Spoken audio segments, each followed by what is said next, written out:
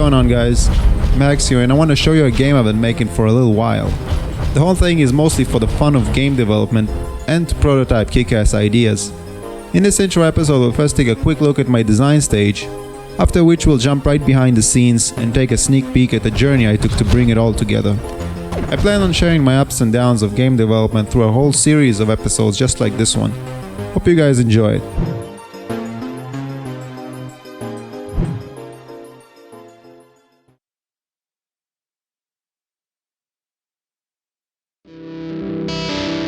What you're currently seeing is a time-lapse of my initial brainstorming session. My goal from the get-go was to create a quick and dirty, rough around the edges first-person shooter, staying true to the ideals of old while incorporating stellar modern-day elements.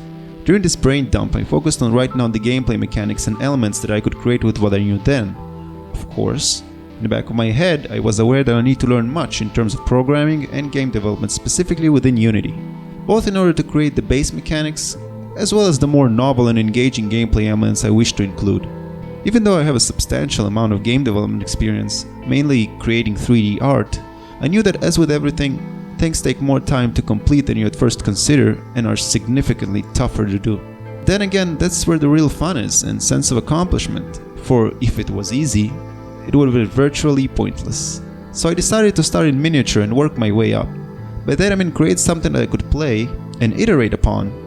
The mantra I had was that great games aren't made, they're played, and thus my main concern wasn't to create a bible of a design doc and then rewrite 90% mid-production, but start with a rough, concise and to-the-point design spec that I could iterate, improve, and have fun with.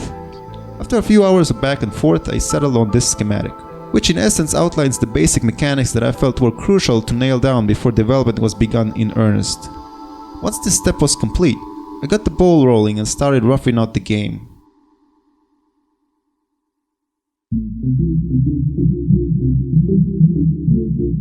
Decided to create a first-person shooter by myself, I knew I had my work cut out for me. So I started by pouring myself over any and all material I could find. This included information seemingly unconnected with game development that I felt was useful and interesting to know. Much of what I had to learn and orient myself to was scripting within the Unity game development engine. I had a considerable amount of programming experience before embarking on this adventure, but what I was lacking was knowledge on how to interface with game objects specifically within the Unity engine. Keeping true to the notions I put forth earlier, I commenced learning how to spawn objects, interact with them, and move them about the level, and destroy them after a fixed set of conditions, in addition to methods of playing sound effects and spawning particles in efficient and resource-conserving ways. The first artsy thing I created for the game was a wall tile, and 2 trim sections. Utilizing these few elements, I could lend a surprising amount of depth and detail to environments, coupled with some clever UV tricks to maximize texture usage. Once I had completed a few more models, I set upon expanding my level from a mere room to an actual environment that the player could navigate. This required a multiplicity of tiles to make things visually engaging. Thus, I ended up creating more than a few, to really give the level that extra bit of depth. This is by no means a complete set. I expect to add a much larger variety and volume as development progresses. After the rough sketch of the level was assembled, I plunged even deeper into code and fleshed out the wall-mounted turret's behavior and firing mechanic. This was more complex than it first seemed, as the turret had to perform several distance and visibility assessments, in addition to a physics test to check for nearby explosives and other destructibles. Having become satisfied with it, I saw that there was one obvious, yet crucial thing missing: an equalizer.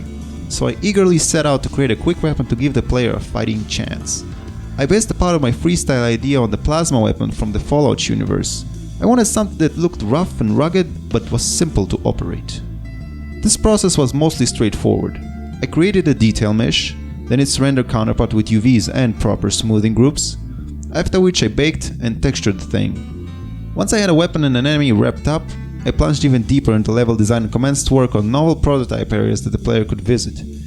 During this development cycle, I also focused on making animated objects, explosive canisters, doorways, particle effects, sounds, and a second test enemy. One facet which wasn't given due attention up to this point was audio, itself being a focal point in what makes a game truly legendary. Realizing this, I decided to divert some of my time to creating various pickup sounds, along with a few one-off stings that I could scatter around the level to really enhance the ambience. I wasn't really ready to commit in earnest to developing a cohesive score at the time, since I felt there was much to do in the other departments, mainly polishing the level and its enemies. It was roughly during this point in development that my prototype game started running quite slowly. Playing in at 1080p, I got around 40 frames a second along with thousands of draw calls. Now, while this might seem somewhat okay, it was far from it, since my computer and graphics card are overall well above average. This realization caused me to dread the game's performance on other systems. Ultimately, no matter how innovative or groundbreaking a game is, no gamer will play it if it runs at 5 frames a second. So I did the prudent thing. I ran Unity's built-in profiler while playing the game to gain a solid understanding what was hindering and bogging down my performance. I realized that I had overestimated the strength of deferred lighting and rendering lights. Thus, after a few tests and a good brainstorming session, I decided to switch to light maps. As soon as I was up to speed with this faster setup, I continued to iterate and add more layers to the level and gameplay, improving and creating new areas, in addition to commencing work on my own custom-tailored pathfinding algorithm.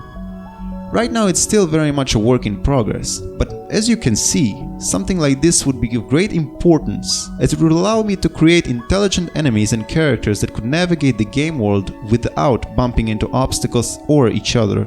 The reason I've chosen to develop it myself as opposed to picking an existing AI script was so that I could have a system that is perfectly tailored to my game and will allow ease of extension and expansion.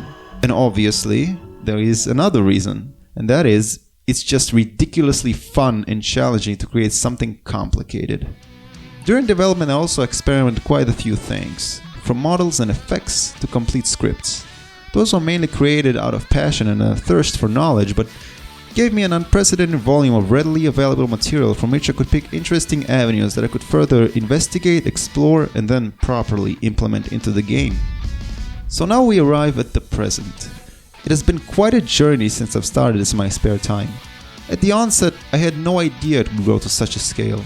When I started out, all that I wanted to create was a small game and toy with Unity.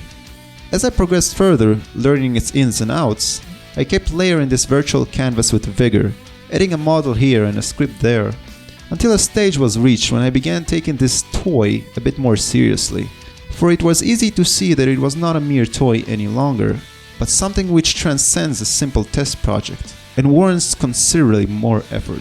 Looking back, I am exceedingly pleased with the progress I've made, both in terms of learning Unity and developing the game and its overlapping systems. Glancing forward, I am filled with excitement when I imagine all the great things to come. This is still very much a first step, but an important one. I'll try to release these development episodes in a timely manner, but since creating episodes and simultaneously developing the game is a monumental undertaking, it might take a bit until a new episode is up.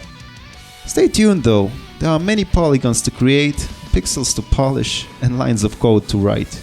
This road is a long road, a tough road, but not at all lacking its silver lining, as it is a pleasant and entirely rewarding one. For the next episode I'm gonna add some real enemies that can actually move around, find their path to the player, and engage them in a unique manner, as well as more weapons and probably a complete level redesign and art style re-evaluation. I'll also probably release mini episodes to share with you guys any progress made. I hope you guys enjoyed watching this development diary, and hopefully learned something from it. Be sure to drop me a line in the comments section if you have some input to share, or subscribe if you want to see more of these. Thanks guys.